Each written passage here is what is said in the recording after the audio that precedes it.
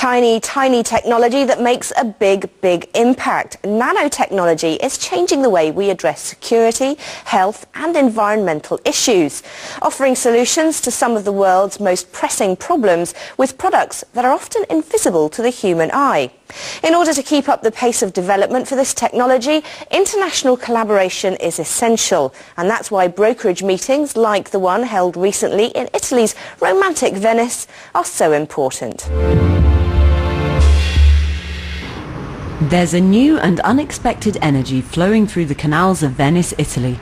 The world's industry and academia have come together for a week of conferencing on one of science's hot topics, nanotechnology. When the structures you're dealing with are less than 1/1000th of a metre tall, research can get complex. The organisers of the event believe that collaboration is crucial to move the technology forward and hopefully to market.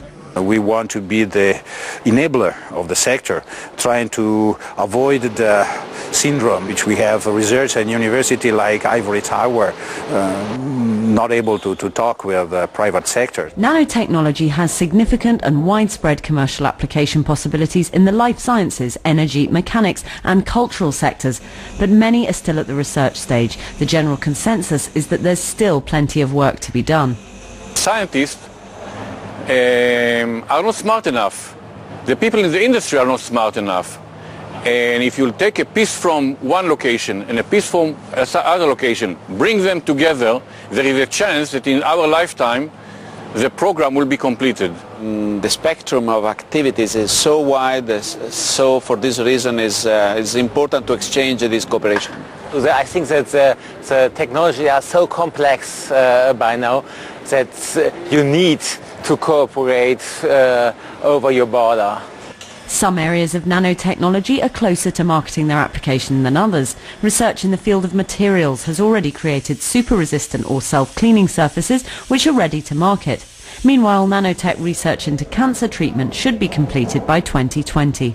But with most projects still in the first phase of research, it could be some time until nanotech applications reap significant economic rewards.